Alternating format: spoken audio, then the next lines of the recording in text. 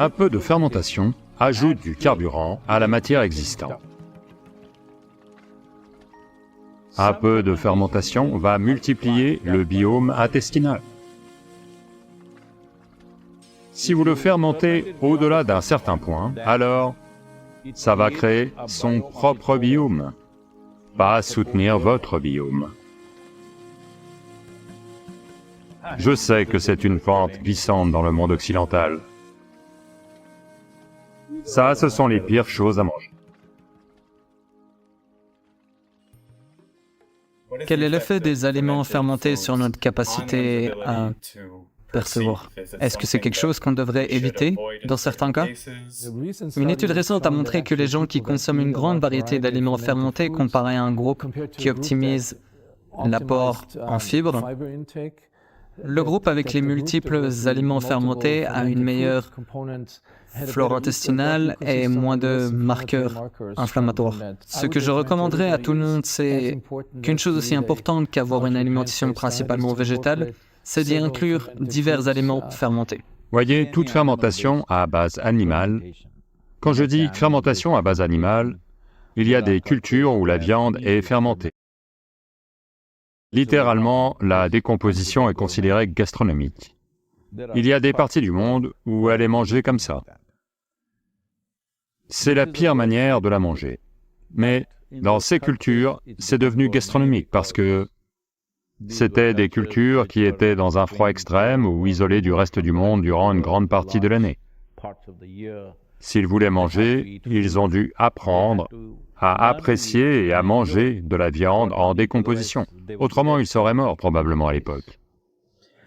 De même, je sais que c'est une pente glissante dans le monde occidental, le fromage, qui vient aussi de ce genre de choses, quand venait l'hiver, les gens n'avaient rien à manger pour maintenir leur niveau de calories.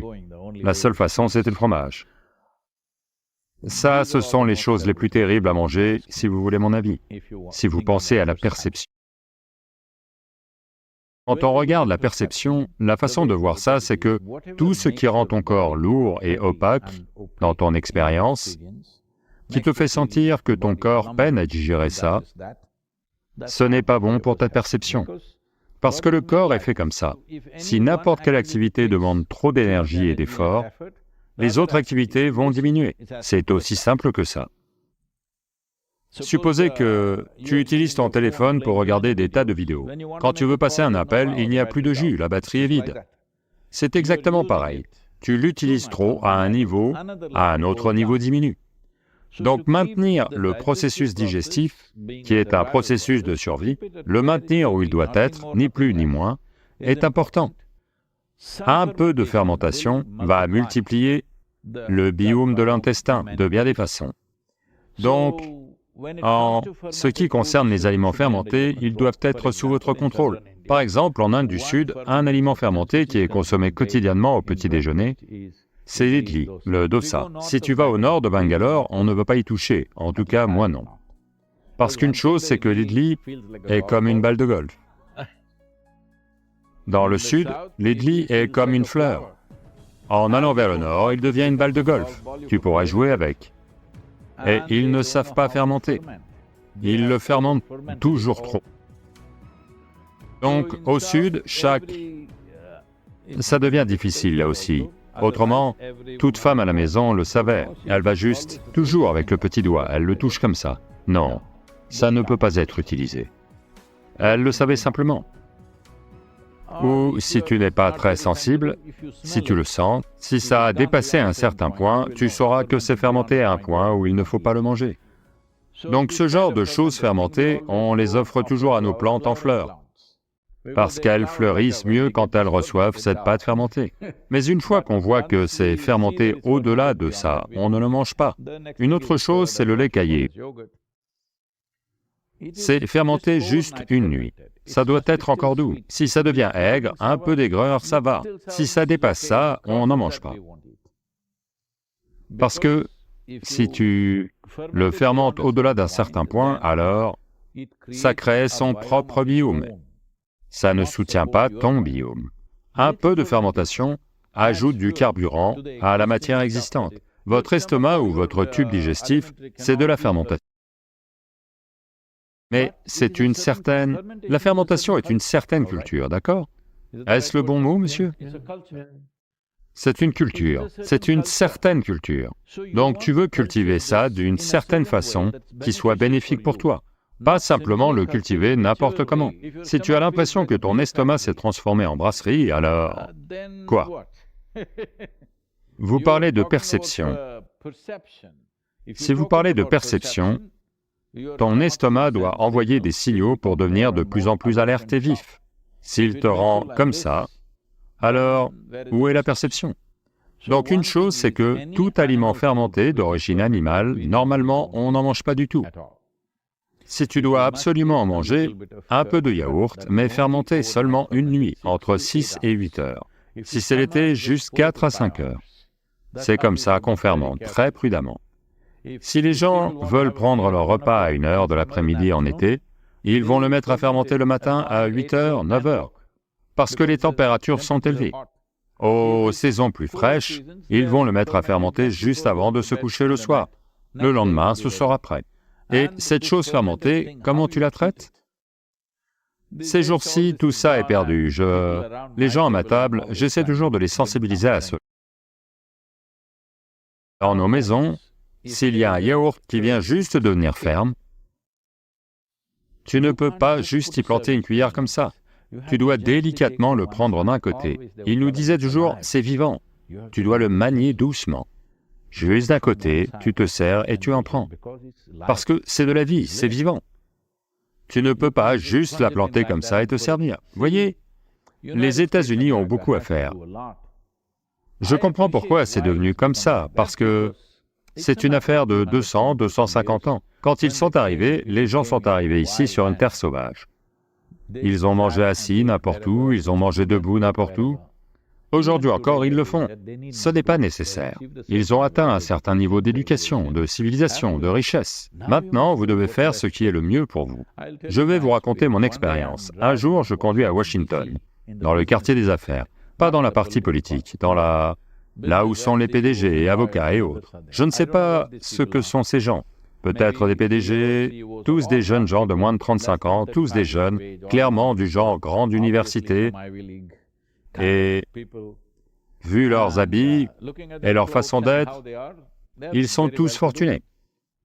Ils sont tous debout dehors, il est autour de 12h30, 12h45, l'heure du déjeuner, je crois, pour eux, et il y a un chariot, peut-être je ne sais pas, un hot dog ou un morceau de chien ou de vache. Ils vendent quelque chose. Tous, hommes et femmes, très bien habillés.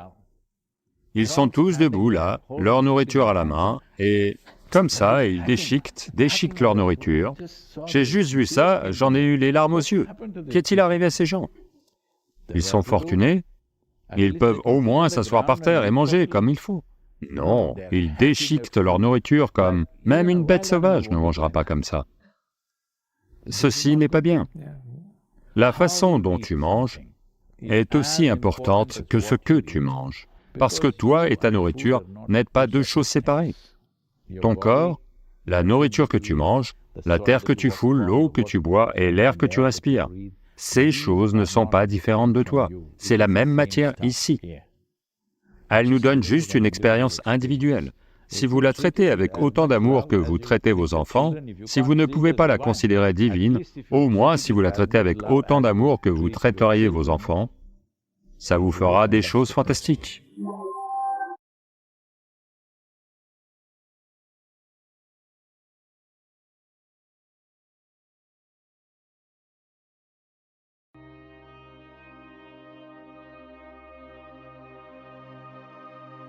La plupart des gens sont sous-employés et sont en mauvaise santé aujourd'hui. La vie est tournée vers la santé. Si vous permettez à la vie de fonctionner pleinement, elle est en bonne santé. Ce n'est qu'en utilisant ce corps que vous pouvez le maintenir en bonne santé. Plus vous l'utilisez, plus il s'améliore.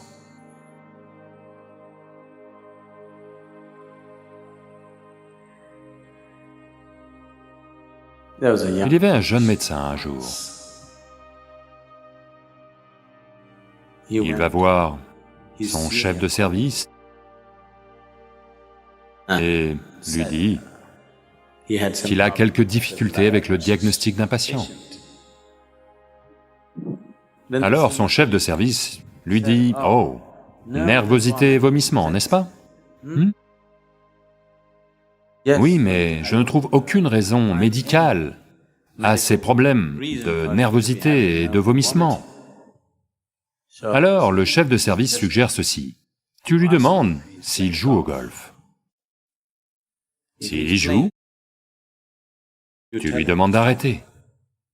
S'il dit « je n'y joue pas », demande-lui de s'y mettre. Il va se rétablir. La santé est comme ça. Vraiment. Certaines personnes sont surmenées et sont en mauvaise santé. La plupart des gens sont sous-employés et sont en mauvaise santé aujourd'hui. Et si vous aviez vécu sur cette planète il y a 200 ans, physiquement, vous feriez au moins 20 fois plus d'activités que vous n'en faites actuellement. Physiquement. C'est certain, n'est-ce pas? Vous seriez arrivé ici en marchant, vous auriez tout fait à la main, vous auriez fait au moins 20 fois plus d'activités. Je pense que je me trompe 100 fois probablement. Certains d'entre vous, 250 fois. Donc, si vous étiez aussi actif, alors, je vous aurais dit, faites une pause, reposez-vous. Maintenant, le corps n'est pas utilisé. Ce n'est qu'en utilisant ce corps que vous pouvez le maintenir en bonne santé. Quand vous parlez de santé, vous parlez de santé physique. Vous devez utiliser ce corps. Plus vous l'utilisez, plus il s'améliore. Il y a quelques années, quand nous étions un petit groupe de gens ici, je les ai emmenés en randonnée, donc nous marchions. À cette époque, presque 6 semaines auparavant, un hélicoptère naval avait décollé de Mangalore. J'avais entendu des histoires là-dessus, je ne sais pas jusqu'où c'est vrai, les gens disaient qu'il y avait des documents importants dans l'avion, et des choses comme ça. Je veux dire dans l'hélicoptère, avec 4 officiers supérieurs, 3 officiers supérieurs et le pilote. L'hélicoptère s'est écrasé dans la jungle. Elle est très épaisse. Dans les Ghats occidentaux, les montagnes et la jungle sont très épaisses. Et 6 semaines plus tard, ils n'avaient pas retrouvé l'hélicoptère. Donc, un bataillon complet de l'armée campe là-bas, ratissant la jungle, d'un bout à l'autre, pour localiser cet hélicoptère et récupérer ce qu'ils doivent récupérer à cet endroit. Donc il y a un bataillon de personnel armé, peut-être environ 200, et ils ratissent la jungle. Ils sont là depuis 6 semaines. Donc quand nous sommes entrés, nous étions comme... Nous avions des problèmes pour cuisiner et tout, parce que il pleuvait à verse. Et nous avions marché toute une journée. Et puis nous sommes entrés dans ce camp de l'armée et nous nous sommes invités, parce que la nourriture sentait bon. Et vous ne connaissez vraiment la valeur de la nourriture que quand vous avez utilisé votre corps, comme ça. Si vous marchez 20-30 km en une journée, à la fin de celle-ci, si vous n'avez pas mangé de la journée, vous appréciez vraiment la nourriture. Donc, nous sommes entrés et cet officier a été très généreux, il nous a accueillis et il était très heureux de nous avoir, le capitaine qui était là. Et un des sergents, dans l'armée indienne, on les appelle Havaldar. Quoi? Les Havildars. Et ce gars nous a juste regardés. nous a demandé « Pourquoi est-ce que vous marchez ?» On a dit « Juste comme ça, on a envie de marcher. » Il n'arrivait pas à y croire. Juste comme ça.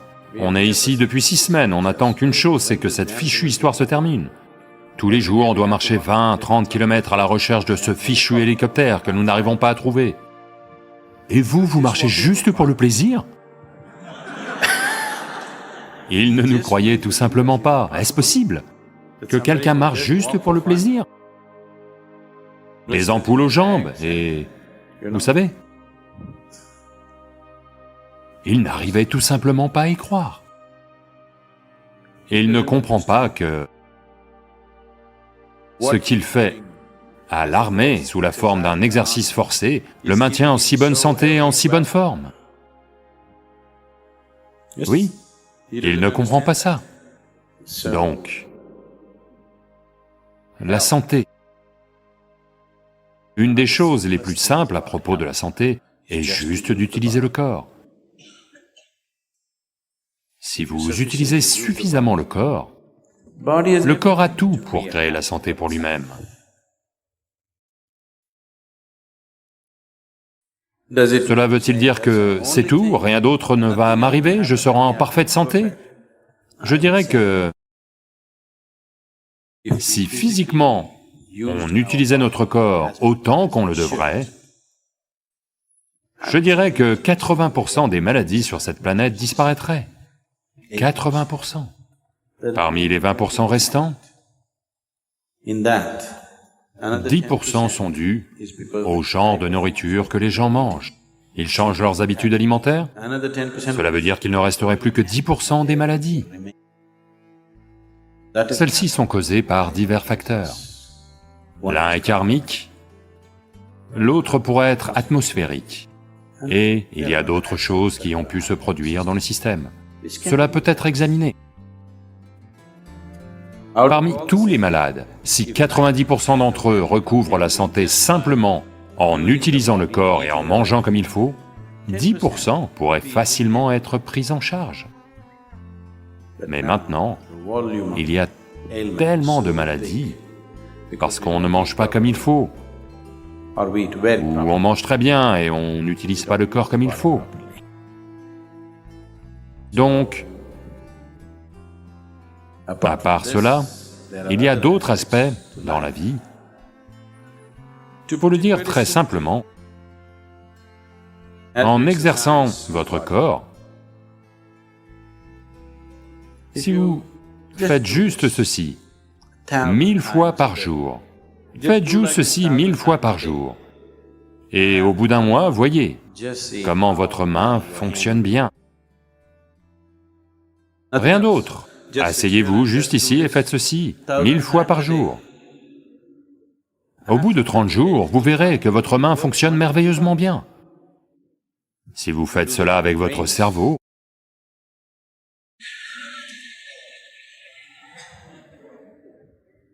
il fonctionnera merveilleusement bien en un mois. Si vous faites cela avec votre cœur, il fonctionnera merveilleusement bien. Si vous faites cela avec vos énergies vitales, elles fonctionneront merveilleusement bien. Lorsque toutes ces choses fonctionnent bien, c'est la santé. Donc, vous devez juste utiliser votre corps, utiliser votre tête et utiliser vos énergies. Si ces 3 choses sont bien exercées et équilibrées, vous serez en bonne santé. Ça m'est arrivé une fois, je parle d'il y a bien longtemps. Ce n'était que le 2e ou le 3e programme, Baba Spandana, que je menais. Et c'était dans un de ces petits lieux de repos où... Vous savez, vous devez monter et descendre les escaliers de très nombreuses fois parce que c'est aménagé comme ça. J'ai simplement compté ce jour-là, un certain jour. J'enseignais, mais je devais gérer la cuisine et tout et tout. J'ai monté et descendu les escaliers 125 fois ce jour-là. Et je me suis senti en pleine forme à la fin de Baba Spandana. Je suis sûr que beaucoup d'entre vous qui ont fait du bénévolat dans les programmes Baba Spandana sont devenus très forts et en bonne santé. Un brusque pic d'activité peut vous envoyer au tapis. Mais si vous faites de l'activité une partie intégrante de votre vie, physique, mentale et énergie, toutes ces choses, si vous les intégrez, la santé viendra. Votre corps fonctionne bien, votre mental fonctionne bien, et votre énergie soutient les deux, en s'assurant que rien n'aille de travers. C'est ça la santé. La vie a lieu à plein débit, c'est ça la santé. La santé n'est pas une idée, ce n'est pas une idée médicale. Le corps médical et le savoir médical sont devenus de plus en plus essentiels parce que nous avons construit des styles de vie très malsains. Jamais auparavant dans le monde, la médecine n'a eu autant d'importance qu'aujourd'hui. Simplement parce que l'on devient de plus en plus sédentaire. Donc notre santé se dégrade de plus en plus. Il y a 100 ans, ce qu'une personne de 60 ans faisait en termes d'activité physique, cette activité, un jeune de 20 ans n'en est pas capable aujourd'hui. Cela veut dire que nous affaiblissons juste l'humanité. Nous allons devenir une humanité dégénérée au bout d'un certain temps. Donc, vous devez l'utiliser. La santé n'est pas quelque chose que vous inventez. La santé n'est pas votre idée. La santé, c'est la vie se passant bien. Le processus de la vie se passe bien, c'est ça la santé. La vie est tournée vers la santé. Si vous permettez à la vie de fonctionner pleinement,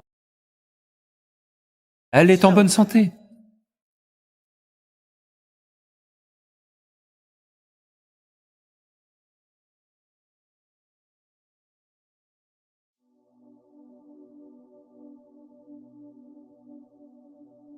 La physique moderne exprime cela de façon très belle, comme c'était exprimé traditionnellement dans la culture du yoga. Shiva est comme Shava, une énergie suprême mais inerte. Si tu crées des états de vide, soudain, des protons virtuels et neutrons virtuels vont être créés dans l'espace vide. Ceux qui ont essayé d'appréhender ce qui est là à Kailash, ils s'y sont tous dissous. Si vous utilisez l'outil comme il faut, il va vous permettre de vous poser. Ça va aller au cœur même du savoir. Le vide est généralement négatif. Le vide a une connotation négative. Tout le monde veut être plein. Qui veut être vide? Mais c'est en recherchant la plénitude que les gens se sont détruits. Dites-moi, combien d'argent faut-il pour remplir votre poche? Si on y met 1 trillion de dollars, sera-t-elle pleine? Si on y met 10 trillions de dollars, sera-t-elle pleine? Non. Quoi que vous y mettiez, la poche ne peut pas être pleine. Cela n'existe pas. Combien en faut-il, combien de connaissances faut-il pour remplir votre mental? Si vous broyez toutes les bibliothèques de la planète et les versez dans votre tête, elle ne sera toujours pas pleine. Combien de personnes devez-vous aimer pour remplir votre cœur? 7,3 milliards de personnes, il y a encore de la place. Donc il ne devient jamais plein. Donc la plénitude est une poursuite vide. Le vide est toujours total. Krishna l'a dit magnifiquement. Quand Arjuna a demandé « Quelle est la nature de cette fichue vérité ?» Parce que si je te demande « Est-ce que c'est si ?» tu dis « oui ». Si je te demande « Est-ce que c'est ça ?» tu dis « oui ». À un autre moment, si je te demande « Est-ce que c'est si ?» tu dis « non ». Si je te demande « Est-ce que c'est ça ?» tu dis « non ». Quelle est la nature de cette vérité? Où est-elle? Comment est-elle? Quelle est sa forme? Alors Krishna rit et dit, la nature de la vérité dans l'existence est telle que Ce qui semble être du poison, si tu le consommes, ça va devenir l'élixir de vie. Ce qui ressemble à de l'élixir, si tu le consommes, ça va devenir ton poison. Dites-moi, en quête de plénitude, toute l'humanité n'a-t-elle pas empoisonné sa propre vie? N'a-t-on pas déchiré la planète en quête de plénitude? Quand on dit Shiva, on parle de ce qui n'est pas, ce qui veut dire qu'il n'y a pas de contenant. Ce n'est pas quelque chose qui peut être dans un contenant quelconque, pas même dans un contenant cosmique. C'est dans le giron de Shiva que le cosmos a lieu, parce que c'est ce qui n'est pas. Quand quelqu'un réalise cela, ou fait l'expérience de cela, cette personne aussi, on l'appelle Shiva. C'est comme ça qu'Adiyogi a été appelé Shiva, parce qu'il a touché cette dimension, s'est uni à elle. Et la seule façon de la connaître, c'est de se dissoudre en elle, en la saisissant. Tu ne peux pas la saisir. Il y a des tas d'histoires où ce sont des situations qui ont eu lieu. Ceux qui ont essayé de saisir ce qui est là, à Kailash, ils s'y sont tous dissous. La première fois que je suis allé à Kailash et que j'ai vu ça, il y a 14 ans, depuis j'y vais chaque année, les 2-3 premières fois quand j'y suis allé, le phénomène qui a lieu là, alors j'ai fait un plan avec quelques personnes, allons-y et restons 3 ou 4 mois, on va comprendre ce que c'est que ce truc. Quand j'ai touché quelques dimensions de la chose, alors j'ai su que, à moins de vouloir en finir ici, ce n'est pas la chose que tu veux faire. Donc maintenant, j'y vais juste, profite juste de la magnifique présence et reviens. Parce que si tu essaies de le saisir, la seule façon de s'y prendre, c'est de s'y dissoudre. Pas encore le moment pour ça. Shiva veut dire, est très joliment décrit comme ça, et aujourd'hui la physique moderne dit cela de façon très belle. Comme c'était dit traditionnellement dans la culture du yoga.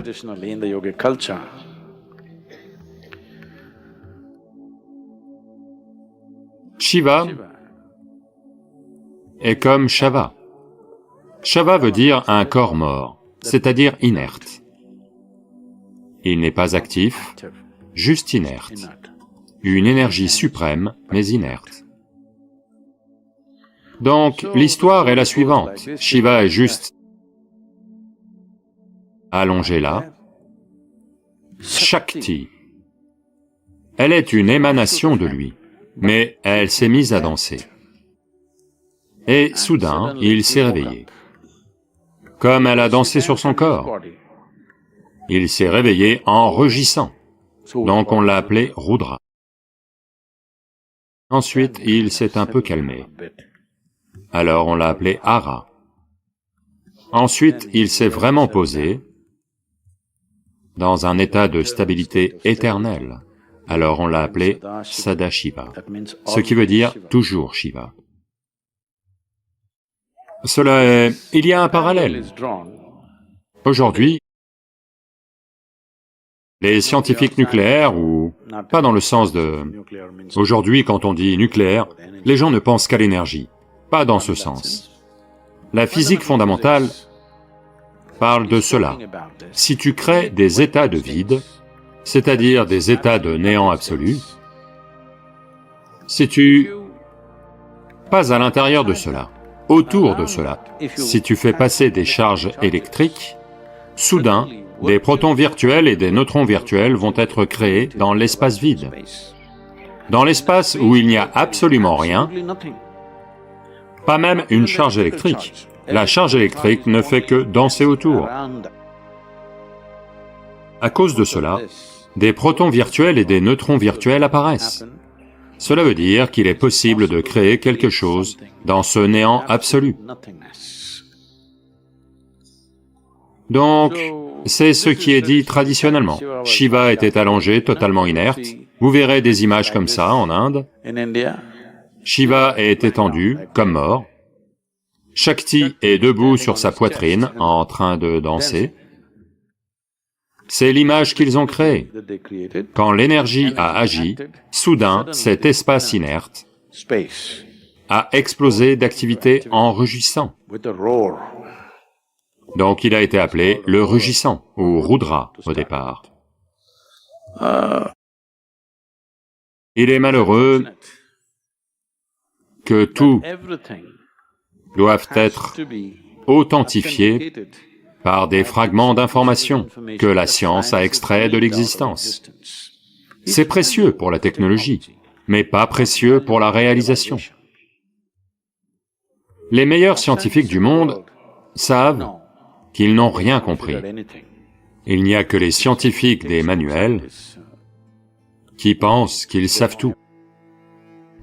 Les plus grands scientifiques du monde ont déclaré que non seulement on ne sait pas, mais on ne saura pas, disent-ils.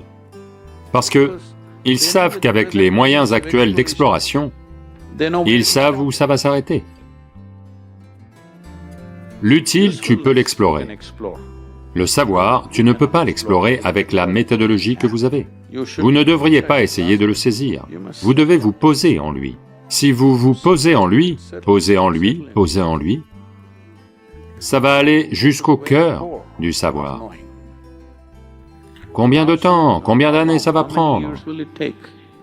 Ce n'est pas comme ça. Si vous avez l'intensité nécessaire, ça peut se faire en un instant, ou ça peut prendre 100 vies. Le temps dépend du niveau d'intensité et de concentration.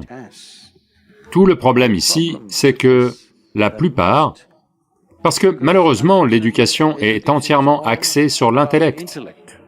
Elle ne nourrit qu'une seule dimension de notre intelligence, qu'on appelle l'intellect. À cause de cela, on essaie de tout comprendre logiquement. Cela est en soi une immense barrière. Tant que tu es enfermé dans ta propre logique, la magie de la vie ne va pas se révéler à toi. C'est pour ça que le processus est conçu de telle façon que tu t'assois simplement. Tu n'essaies pas d'aller où que ce soit, juste lui permettre de se poser. Ce qui se pose intérieurement ne peut pas aller au mauvais endroit, n'est-ce pas? Si tu vas à l'extérieur, tu peux te retrouver au mauvais endroit. Tu te tournes vers l'intérieur, tu ne peux pas aller au mauvais endroit. En allant de plus en plus profond, tu ne peux aller que vers la source. Tu ne peux aller nulle part ailleurs. Dans un voyage extérieur, tu pourrais te perdre toute une vie sans savoir ce qui t'arrive. Le voyage intérieur n'est pas comme ça. À l'intérieur, ce n'est pas un voyage vraiment. C'est juste se poser. Le processus, la méthodologie de Samyama n'est pas Samyama. C'est juste un outil. Si vous utilisez l'outil comme il faut, vous vénérez l'outil, vous n'irez nulle part. Si vous le préservez, vous n'irez nulle part. L'outil doit être utilisé. Si vous utilisez l'outil comme il faut, il vous permettra de vous poser.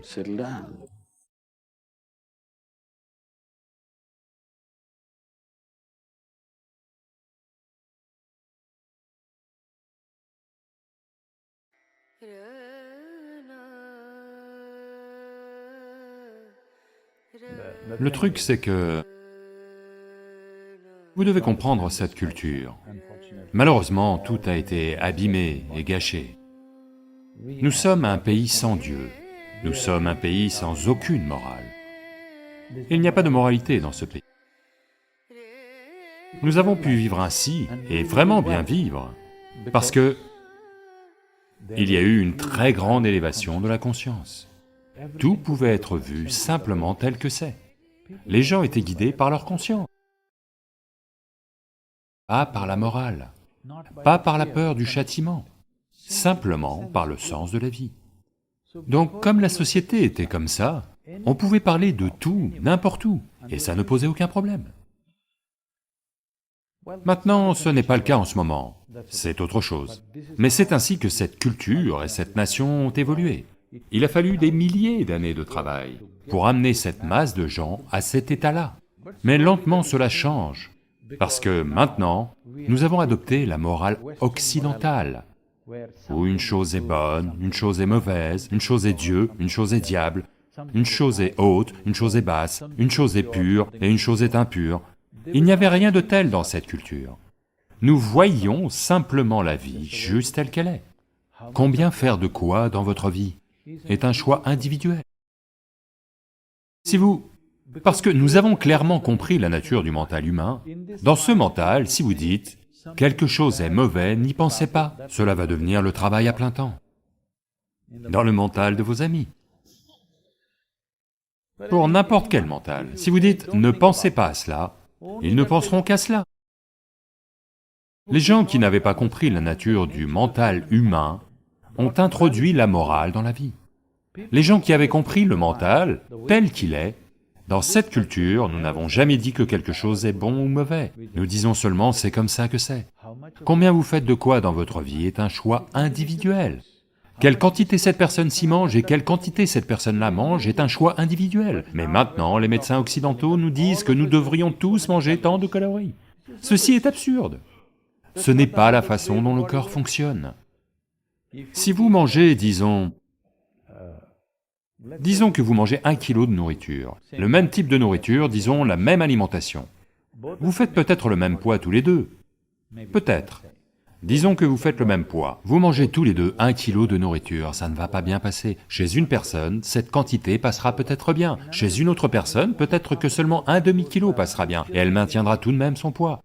C'est un fait. Essayez pour voir, prenez 10 personnes et voyez, c'est un fait. Mais maintenant, ils vous disent, tout produire en masse, vous savez. Tout le monde doit manger tant de calories de nourriture, alors seulement vous aurez telle quantité d'énergie. Ce sont des absurdités simplistes, en particulier lorsqu'il s'agit des dimensions subjectives de qui vous êtes. Cette moralité, que tout le monde doit faire ceci, tout le monde doit faire cela, n'a jamais marché. Différentes personnes ont des besoins différents. Et nous avons produit tant d'êtres humains pervertis sur la planète, juste parce que nous avons dit « quelque chose est mal et vous ne devriez pas y penser ». Si vous laissez faire, les organes reproducteurs sont une petite partie de qui vous êtes. Mais ce qui devrait être dans les organes reproducteurs a été très efficacement propulsé vers la tête. Maintenant, la sexualité n'a pas lieu dans leur corps, elle a lieu dans leur tête en permanence. Dans votre corps, c'est un processus naturel. Dans votre tête, c'est une maladie. Oui. Dans votre corps, c'est juste un processus naturel, nous en sommes tous issus. Ça n'a rien de bien, rien de mal, c'est juste un petit aspect de notre vie. Si nous y résistons, ça va monter vers notre tête.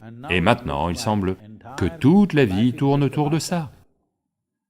Aujourd'hui, je dirais que... Dites-moi si j'exagère le pourcentage. Aujourd'hui, je dirais que 95% de l'énergie humaine est investie dans le sexe ou dans l'argent. Oui ou non? Ce sont deux petits aspects de votre vie. L'un concerne votre survie, l'autre est un certain aspect de votre physiologie, d'accord?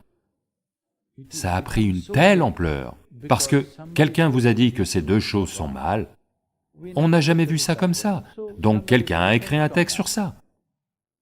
Quelles sont les différentes manières dont ça a lieu? Quels sont les différents types de corps que les gens ont? Et la compatibilité entre deux individus, tout détaillé explicitement, quelqu'un l'a écrit, parce qu'il ne pensait jamais, je veux dire, il ne voit pas ça comme ça, il ne pensait pas que c'est de la pornographie, vous comprenez? Ils décrivent simplement la vie telle qu'elle est. Donc les yeux d'aujourd'hui voient le Kama Sutra comme une validation de la pornographie, d'accord? Non, ce n'est pas ce que c'est. Ils en parlent juste comme ils auraient parlé de n'importe quoi. Parce que c'est juste une chose de plus. Ils ne pensaient pas que c'est tout. Ils le voyaient juste comme une chose de plus, donc ils l'ont écrit comme ça. Donc c'est comme votre manuel de physique-chimie. De la même façon, ils ont écrit un manuel sexuel. Ils n'en faisaient pas tout un plat. Mais maintenant, dans le monde d'aujourd'hui, maintenant, les gens le voient comme une sorte d'approbation de toutes les perversions qu'ils ont.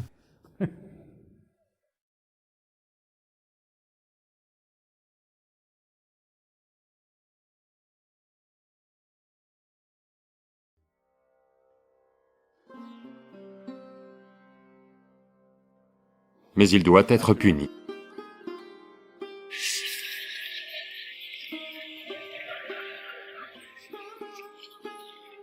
Soit par vous, soit par quelqu'un, il doit être puni.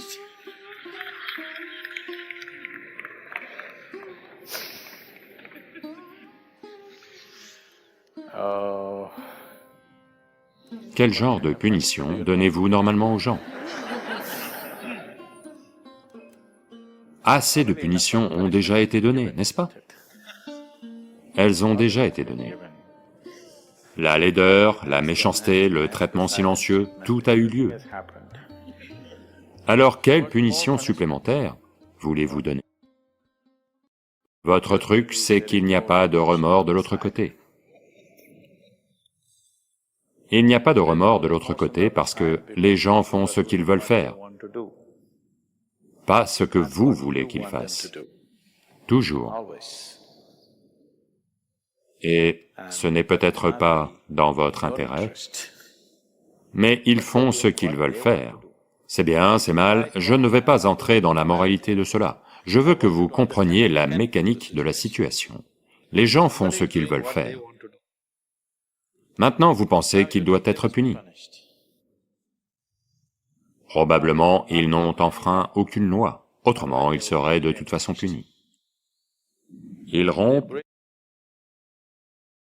une entente entre deux personnes. Probablement, vous avez mal compris l'entente. Vous avez cru que ces ententes sont absolues. Elles ne le sont pas. Nulle part dans l'histoire de l'humanité, ni aujourd'hui, ni dans le futur, les relations humaines vont être absolues. Même si chaque personne qui devient un peu romantique croit que ça va être une relation absolue. Il n'existe rien de tel. Une relation est une variable, toujours. Vous devez l'entretenir au quotidien. Un jour, si vous ne l'entretenez pas correctement, il est possible que ça s'en aille quelque part.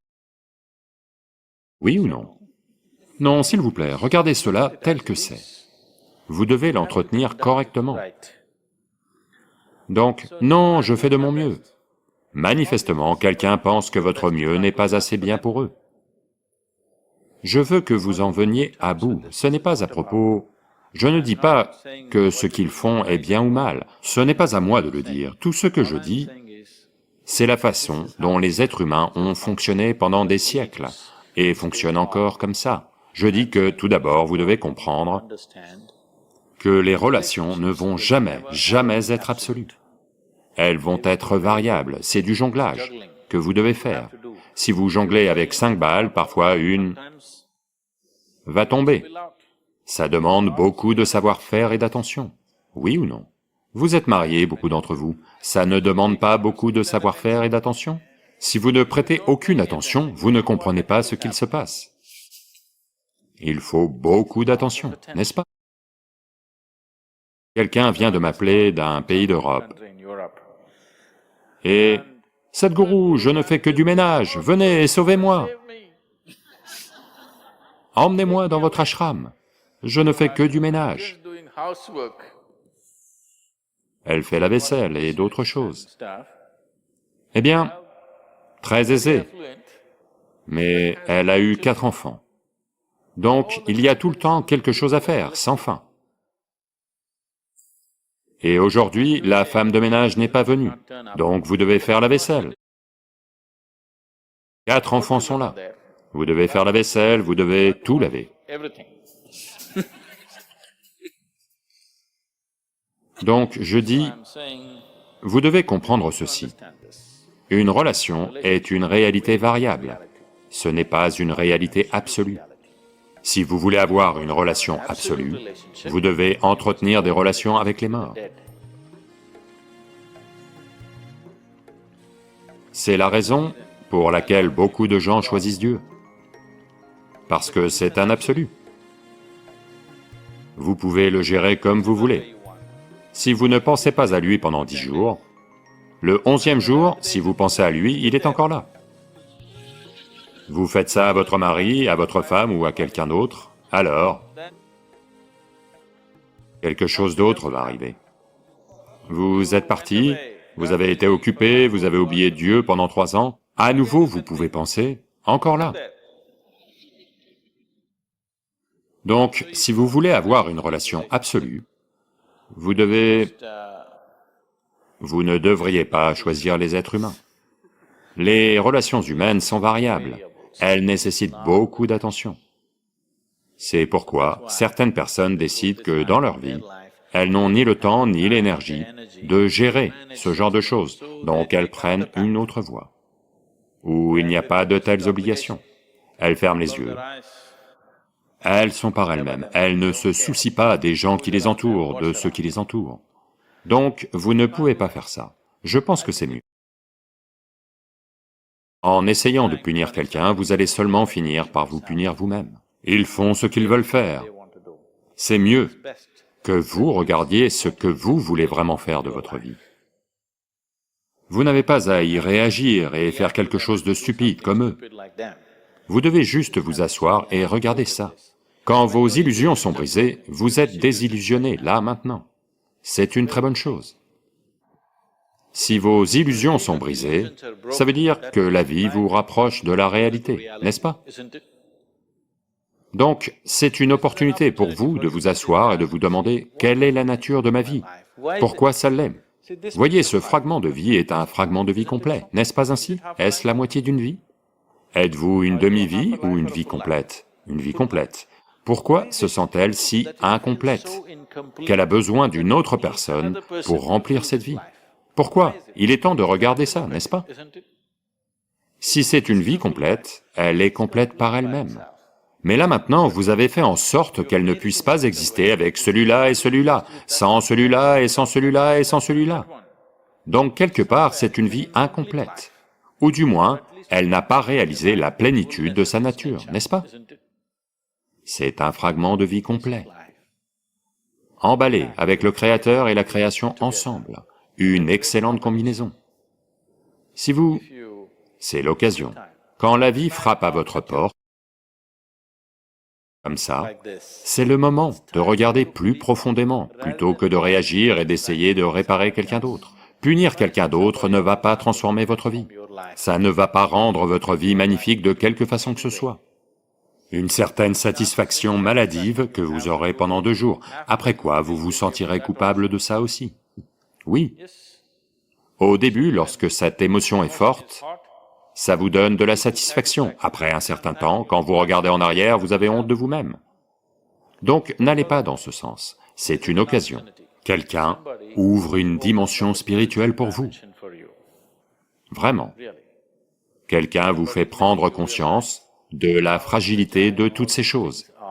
Ils peuvent vous tromper, ils peuvent s'enfuir, ils peuvent divorcer de vous, ou ils peuvent tomber raide mort, n'est-ce pas? S'ils tombent raide mort, vous n'allez pas penser « il m'a trompé ». Vous allez le penser? Non. Mais de quelque façon que ce soit, vous êtes rejeté, n'est-ce pas? L'important, c'est qu'on vous refuse quelque chose. La façon dont il l'a fait n'est pas le problème, il vous a refusé quelque chose, soit par la mort, soit par le divorce, soit par la tromperie ou peu importe comment vous l'appelez, mais essentiellement vous avez été rejeté. Vous ne pouvez être rejeté que parce que vous êtes dans un certain état illusoire de croyance. C'est la moitié d'une vie et il faut une autre moitié de quelque part. Non, c'est une vie complète. Si vous vous êtes épanoui en tant que vie complète, vous allez voir que les relations seront d'une nature complètement différente. Ça va être plus se réunir et partager, et non extraire.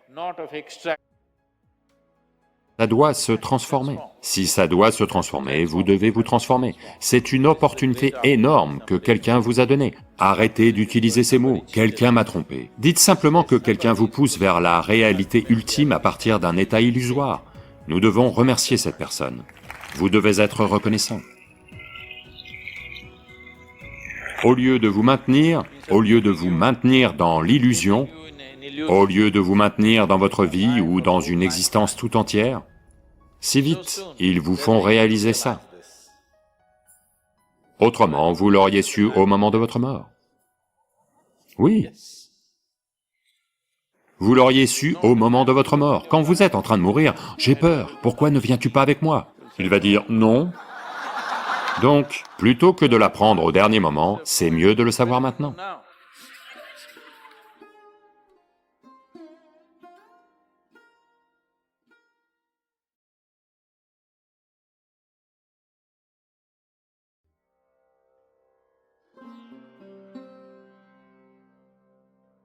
Voyez, votre mental a tellement de compartiments.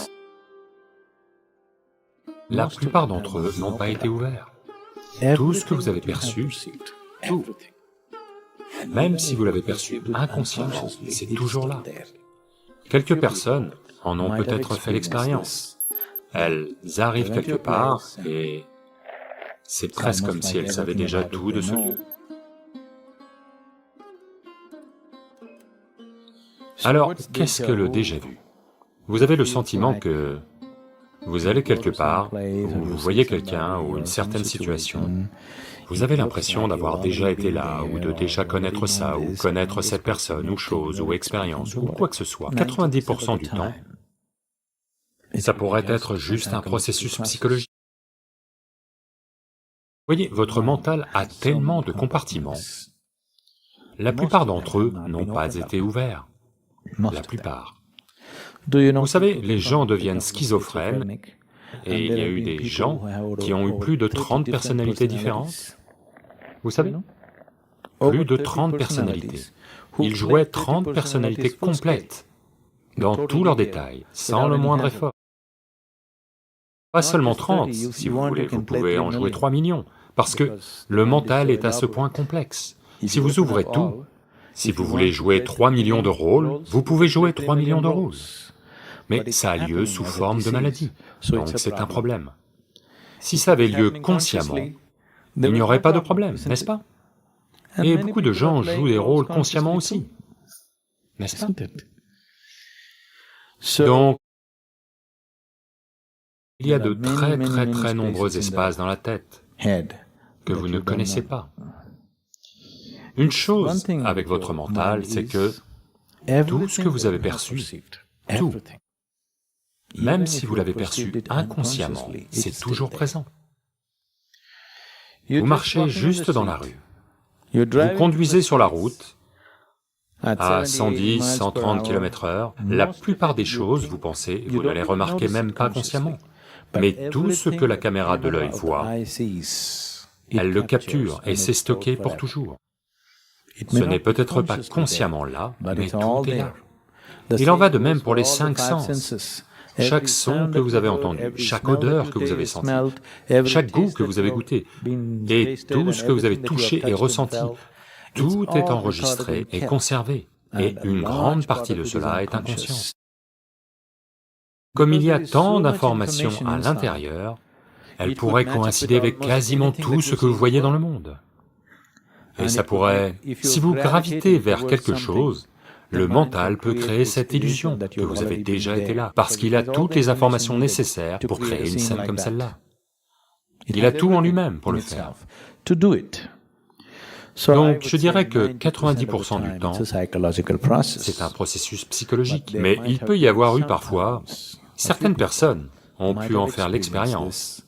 Ils arrivent quelque part, et c'est presque comme s'ils savaient tout de ce lieu. Ça, c'est un véritable déjà-vu. Mais je voudrais maintenir ce pourcentage à 2% de la réalité. 8 autres pourcents peuvent être des réactions incontrôlées à certaines choses. Mais dans 2% des cas, ça peut être vrai. La raison pour laquelle je descends à ce pourcentage, c'est que les gens n'ont pas de contrôle sur leur imagination. Et s'ils aiment quelque chose, pour appuyer cela, ils vont créer tant de choses à l'arrière-plan de leur mental. Ce qui est entièrement un processus psychologique, qui est sans conséquence. Mais parfois, ça pourrait être vrai, que c'est le cas. Existe-t-il une telle chose? Oui, ça existe. Mais la plupart du temps, je dirais 98% du temps, je vous conseillerais de ne pas en tenir compte. Vous l'ignorez simplement en le considérant comme un processus psychologique. Autrement, vous verrez, une fois que vous commencez à y croire, vous verrez que ça va commencer à vous arriver partout. Ça veut dire que vous êtes en train de vraiment partir en vrille.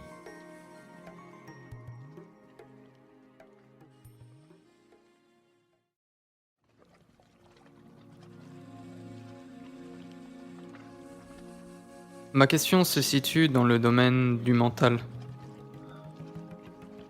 Je ne sais pas si je suis bizarre, mais je pense que la plupart des gens sont comme ça. Nous dépensons beaucoup d'énergie et de notre vie à penser à l'autre sexe, à la sexualité et à toutes ces choses. J'aimerais vous entendre à ce sujet. Rien d'étrange à cela. C'est juste que votre intelligence a été détournée par vos hormones. Ce n'est pas vous, c'est juste un comportement compulsif. Quand vous étiez enfant, ça ne comptait pas. Quels organes reproducteurs porte un homme ou une femme, ça ne comptait pas pour vous. Dès que les hormones ont commencé à jouer en vous, maintenant vous ne pouvez plus penser le monde au-delà de ça. Toute votre intelligence a été complètement détournée par vos hormones.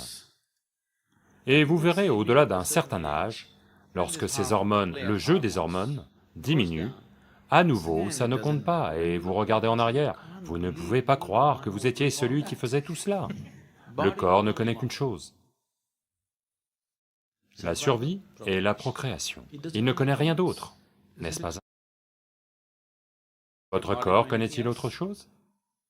Donc si vous suivez le chemin du corps, vous allez peut-être trouver un certain plaisir, ce n'est pas que ça n'arrivera pas, rien de mal avec le corps, il est juste limité, c'est tout. Rien de mal à être limité. Mais ce n'est pas l'ultime, c'est tout.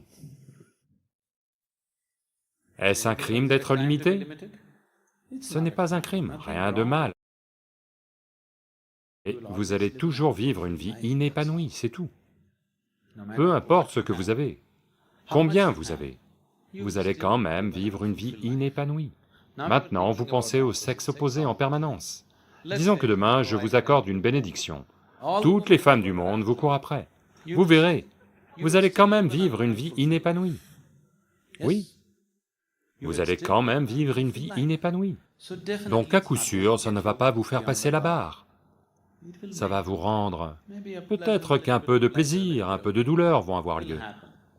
Rien de mal à cela du tout. Je n'essaie pas d'en faire une chose sale, d'en faire autre chose, non, c'est bien, c'est parfaitement bien. Mais vous allez vivre dans le cadre du corps. Si vous vivez dans le cadre du corps, le corps ne connaît que la survie et la procréation, il ne connaît rien d'autre. Et le corps, à chaque instant de votre vie, peu importe où vous pensez aller, vous pensez que vous avez gravi la montagne, que vous êtes redescendu de la montagne, le corps ne sait pas tout cela. Le corps marche droit vers la tombe, à chaque instant, nulle part ailleurs. N'est-ce pas ainsi? Vous pensez que vous allez dans de nombreux endroits, vous pensez « je suis arrivé en Inde, je vais retourner au Liban, je suis monté sur la montagne, je suis descendu de la montagne », rien de tel. À chaque pas, le corps ne fait que marcher droit vers la tombe, rien d'autre que la tombe. Donc, là tout de suite, comme vous êtes jeune, comme les hormones jouent, vous avez oublié cela. Lentement, au fil du temps, cela va devenir de plus en plus évident qu'il se dirige vers la tombe. Si tout ce que vous avez connu n'est que le corps, et de toute façon vous allez le perdre entièrement, la peur devient simplement la façon de vivre. Récemment, vous savez, je ne sais pas, vous n'avez probablement pas vu les nouvelles ou quoi que ce soit. Il y a 4 ou 5 jours, George Best est mort. Vous connaissez George Best? Vous avez entendu parler de lui?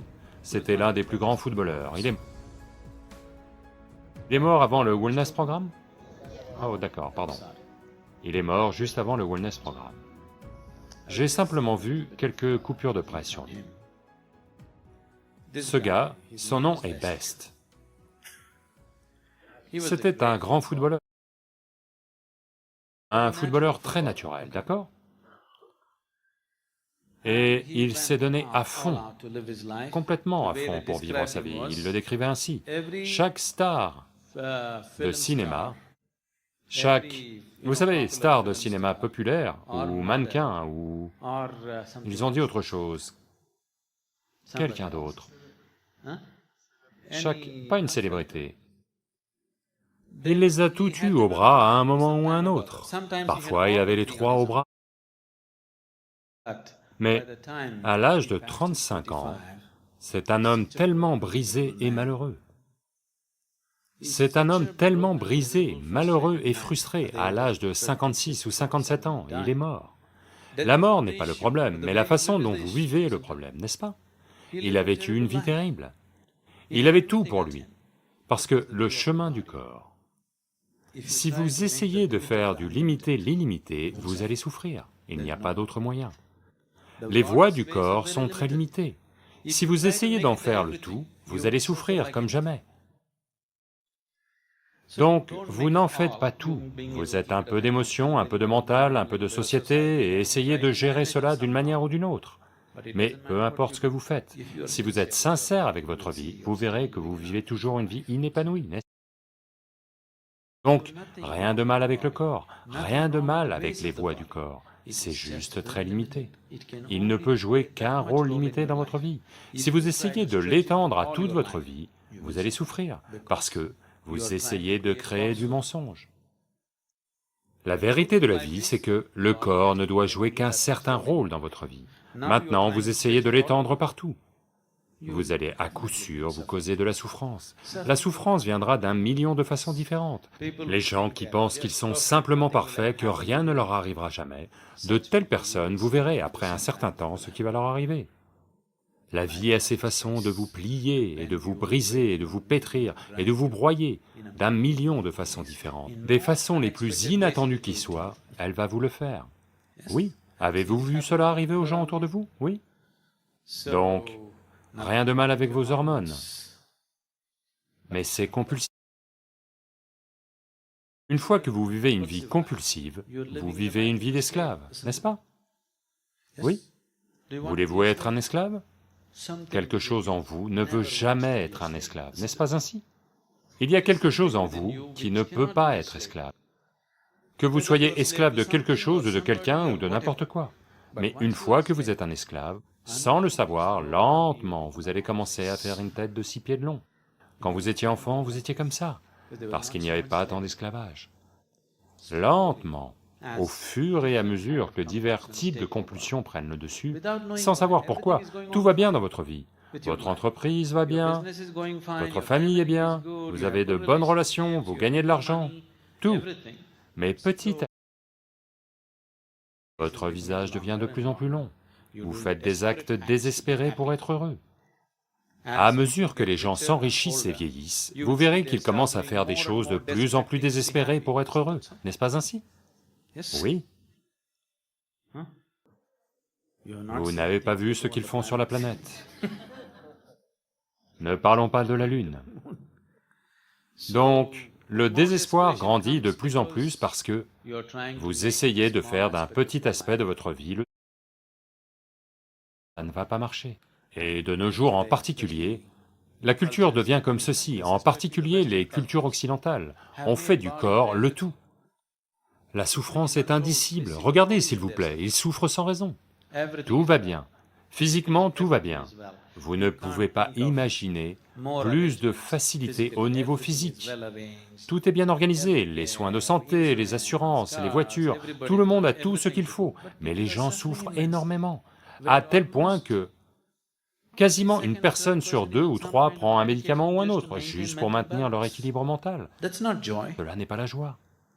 Oui, quand il faut prendre un comprimé tous les jours pour rester sain d'esprit, cela n'est pas la joie, n'est-ce pas?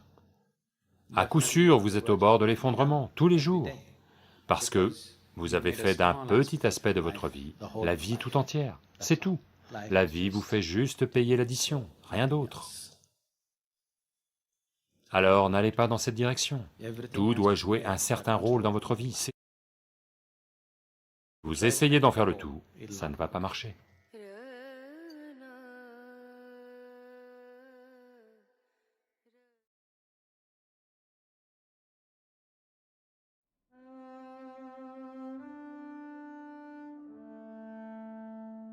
Le système nerveux dans le corps, si on a un moyen de le surveiller, tuer la douleur complètement à un certain moment quand on veut, juste en touchant certaines parties du corps. Well, let me pose you a question, Sagara. So, we can perhaps work as individuals to, now that I know I take away wakefulness and not consciousness, right? To move towards consciousness. And that's an individual's decision to maybe train in this particular way. So, is there some way that we can harness these insights like you have, harness this understanding, and use it as anesthesiologists to take care of patients? Because if we can reduce it to, or if we can adapt it, I should say reduce, if we can adapt it in that way, that would be very, very helpful, because we would be using the powers in a way that would control, have to use the word, the brain, in a way that would be perhaps more physiologic. Je ne suis pas expert en la matière, mais puisque vous me posez la question, je vais dire quelque chose. Mais c'est vous l'expert en anesthésiologie, c'est ça? Pardon. D'après ce que je comprends simplement, l'anesthésie en tant que processus est apparue dans ce monde, existe actuellement, parce qu'il y a de la douleur. La douleur, quand elle nous arrive, est une mauvaise chose. Personne ne veut de douleur. Mais en même temps, s'il n'y avait pas de douleur, la plupart des gens ne sauraient même pas préserver leur propre corps. Voyez, partout où il n'y a pas de douleur, de combien de façons ils les ont coupés. Supposez qu'il n'y ait pas de douleur dans votre nez. Ils l'auraient coupé en différentes formes. Ce serait à la mode. S'il n'y avait pas de douleur du tout, croyez-moi, ils auraient extrait leurs intestins et les feraient virevolter dans la rue et c'est parti. Vous avez le moindre doute là-dessus? Donc, essentiellement, parce qu'il y a de la douleur dans le corps, et la douleur est un mécanisme de protection, parce que la plupart des êtres humains n'ont pas encore l'intelligence nécessaire, même pour se préserver eux-mêmes. S'il n'y avait pas de douleur, même si un vélo approche, les gens reculent. Ne pensez pas que c'est par civilisation, c'est la conséquence de la douleur. S'il n'y avait pas de douleur, même si un camion arrivait, ils avanceraient juste. Oui, c'est ce qu'ils feraient. Donc, du fait de la douleur, la douleur est essentiellement un mécanisme de protection pour nous. Sans elle, les gens ne sauraient pas comment rester en vie, comment rester en un seul morceau, ils se seraient coupés en morceaux. Donc, mais parfois, comme ce qu'on appelle une opération, c'est d'une façon ou d'une autre couper les gens. Donc c'est devenu une nécessité de couper quelqu'un. Comment les couper? En perturbant le moins possible le système, c'est là tout l'effort. Donc, dans ce cadre, comme vous l'avez dit, essentiellement, vous désengagez différentes parties du cerveau. Je ne sais pas si c'est une science exacte, ou si elles sont grosso modo désengagées. Quoi qu'il en soit, elles sont désengagées de telle sorte que les gens peuvent être opérés sans même savoir ce qui s'est passé, quand quelque chose de majeur leur a été fait. On leur a ouvert les côtes et la cage thoracique a été ouverte, le cœur a été ouvert, le cerveau a été ouvert, ils ne savent même pas ce qui s'est passé. Très innocemment, ils se réveillent au bout d'environ un jour, quelle que soit la durée. Donc, c'est ça l'anesthésie.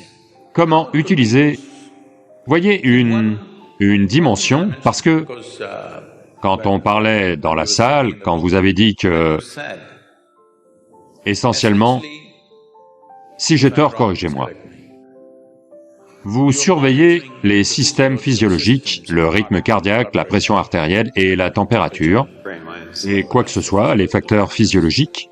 Si, je ne sais pas si c'est même une possibilité, mais si vous trouvez une façon de surveiller le système nerveux en ignorant le système physiologique complètement, voyez, le souci peut être que dès que vous mettez quelqu'un sur la table et commencez à ouvrir le corps, la préoccupation d'un médecin ou d'un chirurgien peut être que vous ne voulez pas qu'il meure sur la table. Donc vous surveillez son rythme cardiaque, vous surveillez son pouls et vous surveillez tous les autres paramètres. Je comprends bien cette préoccupation. Mais au lieu de... Ok, gardons la surveillance physiologique telle qu'elle. Mais si on a un moyen, je ne sais pas s'il y a un moyen en médecine, si on surveille le système nerveux, pas juste le cerveau, le système nerveux dans le corps, si on a une façon de surveiller cela, je pense que tout l'art de l'anesthésie pourrait passer à un autre niveau, avec un minimum d'interférence. Ça pourrait arriver. Parce que, si je dis ça, c'est parce que il y a ce qui s'appelle marma en yoga, et aussi dans ce qui s'appelle le kalari dans le sud de l'Inde. C'est une certaine forme d'art martial. Marma est une façon de créer, de tuer la douleur complètement à certains moments quand on le veut, rien qu'en touchant certaines parties du corps, en gérant le corps d'une certaine façon. Donc essentiellement, ce qu'on fait, c'est que le système nerveux, on l'éteint, et il n'y a pas de douleur du tout. On peut continuer et faire ce qu'on doit faire, et c'est seulement quand on relâche que la douleur revient. Donc, ce que je dis, c'est qu'en se basant là-dessus, si la médecine a un moyen de surveiller l'impulsion nerveuse quand elle a lieu, et s'il y a une façon d'introduire des anesthésiants sous quelque forme que ce soit, je ne connais pas tous les cocktails qui sont utilisés, mais si c'est fait comme il faut, probablement, je le suppose simplement, je ne suis pas un expert, probablement qu'avec 2% ou 3% de votre anesthésiant, vous pourriez avoir le même effet sur le patient. Parce que, vu comment on utilise tout médicament sur le corps, et comment on l'utilise sur le système nerveux, je dirais que 1% de ce que tu utilises sur le muscle, si tu l'utilises sur le nerf, ça produirait le même effet. But it's interesting because I think what you're saying has contact also with the work that we do in the recovery phase, and there are people now looking very carefully at cardiac and brain interactions, and they do signal some of these changes, and it's suggestive. I mean, that maybe more of the body could be engaged in the way we think and measure, and that makes a lot of sense to me, actually.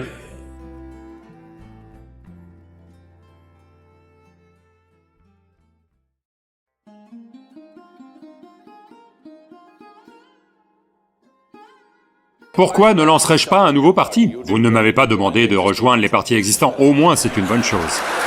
Juste organiser les situations extérieures n'apportera pas le bien-être humain. Être en politique n'est pas par ambition personnelle, mais pour le bien-être de la nation.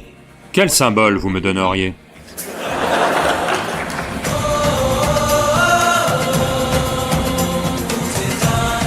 Donc Sadhguru, la première question c'est... Vous avez parcouru le monde entier, à la rencontre d'un grand nombre de gens et vous les touchez et les aidez dans leur vie, depuis 35 ans d'après ce que j'ai entendu. Pendant toutes ces années, vous avez peut-être touché des millions de vies. J'ai le sentiment que c'est aussi la responsabilité du gouvernement de bien prendre soin des gens et de les aider. Donc ma question c'est... Pourquoi ne créez-vous pas un parti politique et ne vous présentez-vous pas aux élections?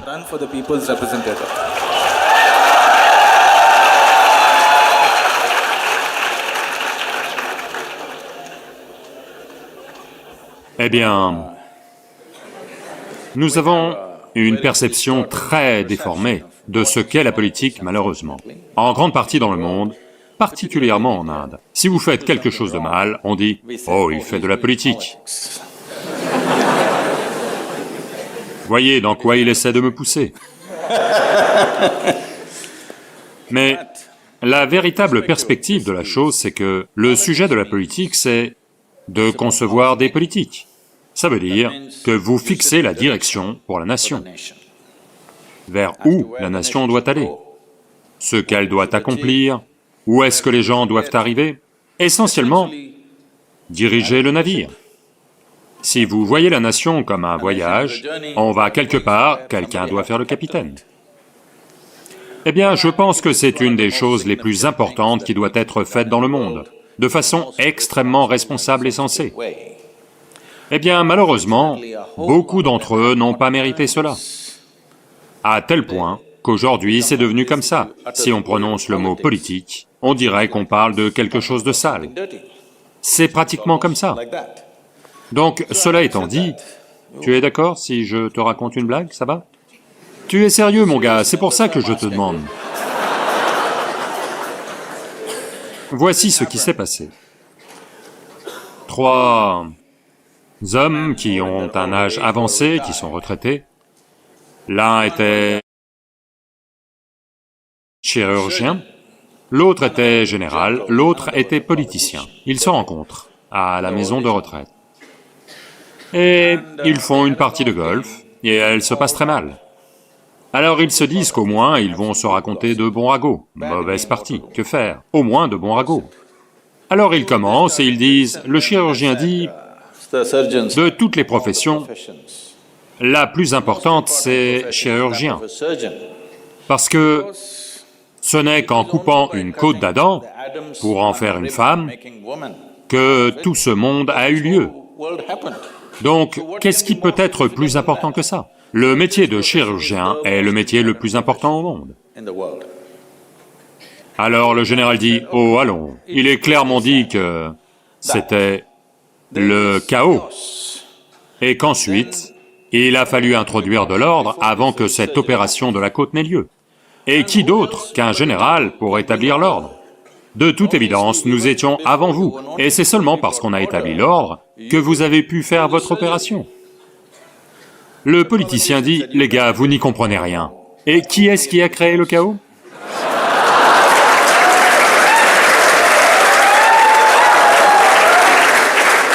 Eh bien, ce n'est pas comme ça que ça devrait être. Ce n'est pas ça, la politique. La politique, c'est régler des problèmes, pas créer des problèmes.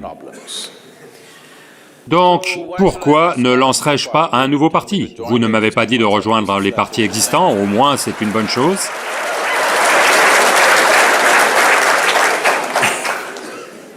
Donc on dirait que j'ai au moins 1000 votes ici. Mais cela ne vous mènera nulle part. Mais ce n'est pas la question. La question c'est cela. La vie humaine a 2 dimensions. L'une, c'est d'arranger les situations extérieures, ce qui est quelque part l'affaire des décideurs politiques. Et l'autre, c'est d'établir l'intériorité de l'être humain. Dans cette culture, on a toujours considéré qu'établir l'intériorité de l'être humain est bien plus important qu'arranger l'extérieur. Car peu importe à quel point vous l'arrangez bien, si vous n'êtes pas bien organisé en vous-même, votre vie sera quand même un désastre. Voyez, vous tous, je vous le dis, je suis sûr qu'à l'IIT de Kharagpur, il y a 12 000 étudiants, il doit y avoir au moins 24 000 raisons de se plaindre. Allô? Mais le fait est que, comparé à n'importe quelle autre génération dans toute l'histoire de l'humanité, vous et moi vivons au plus haut niveau de confort et de commodité et de capacité, n'est-ce pas? N'est-ce pas? Mais pourtant, aucune génération ne s'est jamais lamentée comme nous, on se lamente tout le temps. On ne jouit pas de cette organisation. Jamais auparavant, dans l'histoire humaine, la survie de l'homme n'a été aussi bien organisée qu'elle ne l'est aujourd'hui. Donc c'est le moment pour l'être humain d'organiser son aspect intérieur, pour que l'organisation extérieure ne soit pas gâchée. Je dis cela parce que il y a déjà assez de preuves dans le monde que les gens peuvent gâcher la meilleure organisation à l'extérieur peut être gâchée par des choses internes. 38%, 38% de la population européenne prend des psychotropes. Pourquoi est-ce que je choisis la population européenne? C'est que c'est une société qui a joui de la plus longue période de bien-être économique et matériel sur cette planète en ce moment. Pendant quasiment 200 ans, ils ont joui d'un bien-être matériel incomparable à celui des autres sociétés du monde. Comment ils ont obtenu ce matériel est une autre question, je ne veux pas me lancer là-dedans, d'accord? Mais ils ont joui d'un bien-être matériel pendant très longtemps, et 38%. Si vous retirez juste quelques médicaments du marché, la nation ou toutes ces nations peuvent devenir dingues demain matin. Oui. Si les industries pharmaceutiques se mettent en grève, vraiment, tout le monde devient fou. Qu'en dites-vous? Vous appelez ça du bien-être? Donc nous devons comprendre que juste organiser les situations extérieures n'apportera pas le bien-être humain. Vous pouvez organiser du confort, vous pouvez organiser des commodités, vous pouvez organiser la survie, vous ne pouvez pas organiser le bien-être. Le bien-être est quelque chose que vous devez gagner en vous-même. Je me suis donné pour but d'apporter du bien-être humain, parce que c'est une organisation intérieure de soi. Cela est très important. Autrement, toute l'abondance que cette science et cette technologie nous ont offerte va être gâchée. Et cette abondance n'est pas arrivée gratuitement. Disons que l'on est assis dans le confort de cette salle en ce moment. Pour construire cette salle, chaque ver de terre, insecte, oiseau, animal, plante, arbre a souffert, n'est-ce pas? Oui ou non? Pour chaque commodité dont vous et moi profitons, toutes les autres créatures sur cette planète n'ont-elles pas immensément souffert? Allô? Et quand on cause tant de souffrance, au moins on doit être bien. On est installé dans ce confort et on est malheureux. On n'avait pas à les faire souffrir, n'est-ce pas? En quête de notre bien-être, on a fait tout ça dans le monde. Est-on réellement bien? Nous sommes la génération la plus confortable de l'histoire, mais peut-on prétendre être la génération la plus joyeuse de l'histoire? Malheureusement non, n'est-ce pas? C'est cela que j'essaie de changer. Donc, de la politique, il y a tellement de gens qui veulent en faire, on doit les changer eux.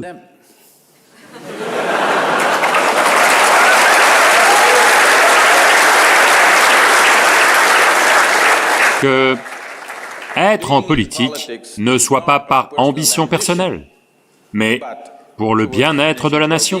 Ce contexte, nous devons le changer en eux. Ce n'est pas une profession, c'est un certain service que vous devez rendre.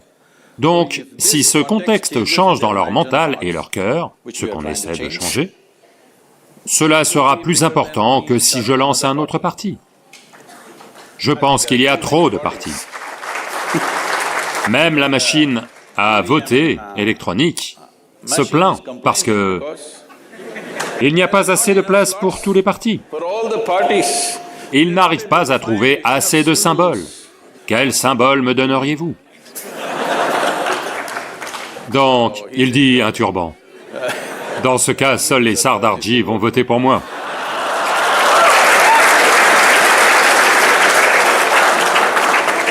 Donc, il n'y a pas besoin d'un parti politique de plus. Je dirais, il faudrait réduire le nombre de partis politiques dans le pays.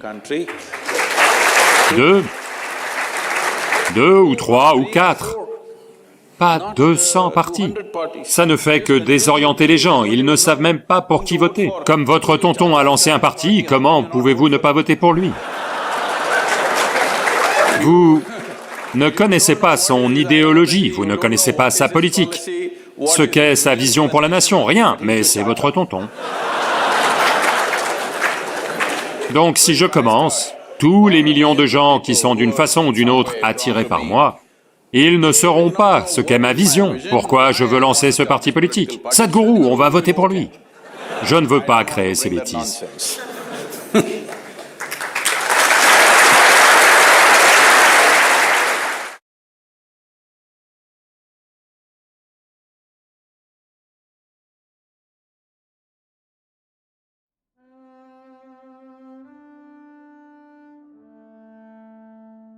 Sadhguru, quand je suis au summum de mes émotions, m'abandonner semble être la chose la plus proche, la plus douce possible.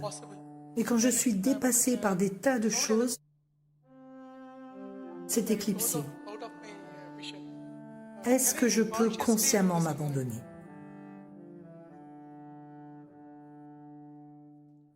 N'essayez pas de vous abandonner, parce que qu'allez-vous abandonner? Qu'est-ce que c'est que vous allez abandonner? Si vous vous prosternez, ce n'est pas de l'abandon, c'est un bon exercice.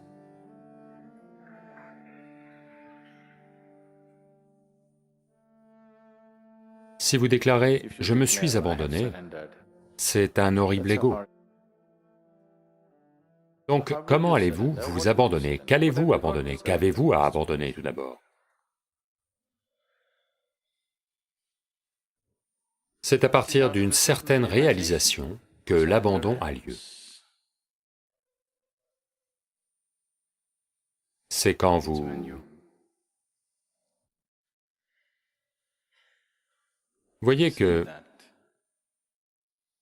Voyez, ces mots sont peuvent être très trompeurs, parce qu'on vous a toujours appris la valeur personnelle, l'estime de soi, la confiance, n'est-ce pas? Que ce sont les précieux éléments pour faire votre vie. L'abandon va à l'encontre de toutes ces choses. Il n'y a que quand vous ne valez rien que vous pouvez vous abandonner, voyez. Si vous avez de la valeur, de l'estime personnelle, de la confiance en vous, comment vous abandonner?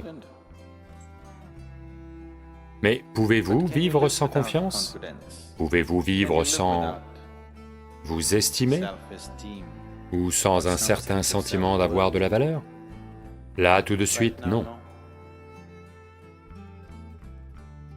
Voyez, je n'ai aucun sentiment d'estime personnelle, ou de valeur personnelle. C'est pour ça qu'à chaque instant, je suis prêt à...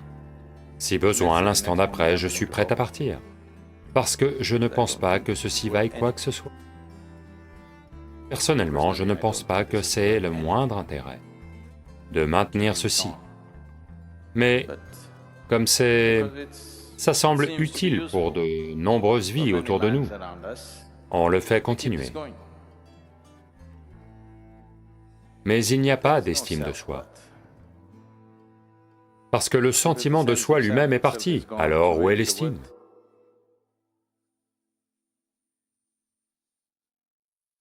Le soi ne vaut rien. Et à ce qui ne vaut rien, si vous ajoutez de l'estime, c'est beaucoup de problèmes. Et à cause de cette estime, cette chose sans valeur, si elle devient confiante, c'est un vrai problème. Mais au nom de la survie,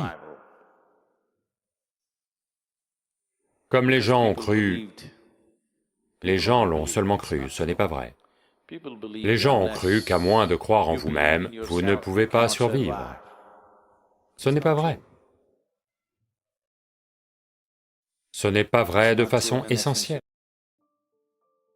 Mais les gens l'ont cru, et c'est devenu vrai pour eux. Parce que, quoi que vous croyiez, si vous y ajoutez assez de concentration et d'émotion, ça devient réel, vous savez? Ça devient très réel. Toutes sortes de systèmes de croyances absurdes dans le monde sont devenus absolument réels pour des tas de gens. Pas pour un petit nombre de gens, pour une vaste majorité de la population, c'est devenu réel. Ils le croient et c'est ainsi. Donc, du fait de la croyance, ces choses sont devenues réelles. Mais tout ce que vous croyez, et tout ce que vous alimentez avec vos pensées et vos émotions, n'a pas de base existentielle. Quand vous parlez d'abandon, vous parlez de passer des limitations d'une dimension à une autre. Vous vous êtes suffisamment tapé la tête contre le mur, maintenant vous comprenez qu'à moins de devenir aussi subtil que l'air, vous n'allez pas passer. Quand vous avez réalisé ceci, que sous votre forme actuelle vous ne passerez jamais, quand vous réalisez ceci, voyez, disons que vous êtes emprisonné, et que les portes sont épaisses et qu'il ne se passe rien, vous ne pouvez pas partir. Il y a un caniveau dégoûtant. Si vous rampez à travers ces saletés, vous pouvez retrouver la liberté. Allez-vous choisir de ramper à travers les saletés ou pas? Vous allez le faire, n'est-ce pas? Oui. Si c'est le chemin de la liberté, à travers les plus horribles saletés, vous allez ramper. Ça va rentrer dans vos narines et votre bouche et partout, mais peu importe. Ça vous conduit vers la liberté, donc vous allez ramper à travers les saletés. C'est ça, l'abandon. C'est ça, l'abandon. Parce que vous avez réalisé que vous ne pouvez pas traverser les murs de la prison debout. C'est pour ça que vous rampez. Donc l'abandon est une certaine réalisation. Vous réalisez que sous votre forme actuelle, vous ne pouvez pas franchir la porte. Donc vous trouvez une façon plus intelligente de passer.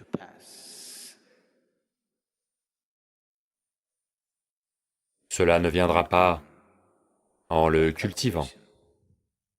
Cela viendra seulement d'une certaine réalisation.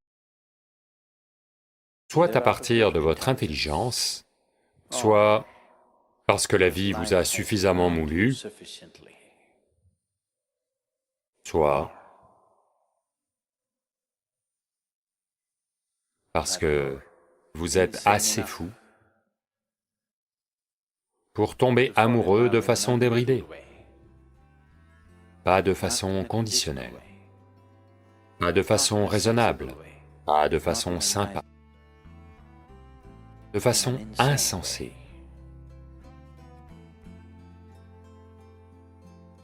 Insensée comme un Ramakrishna, ou un Mirabai, ou Akka Maradevi. Il y en a eu des tas, ça ce sont les noms connus, il y en a eu un nombre incalculable, qui sont fous, ils ne sont pas sensés, ils ne sont pas sympas, pas du tout sympas, je veux que vous le sachiez. Mais ils sont fantastiques. Ce qui est fantastique n'est pas forcément sympa. En général, ce n'est pas sympa.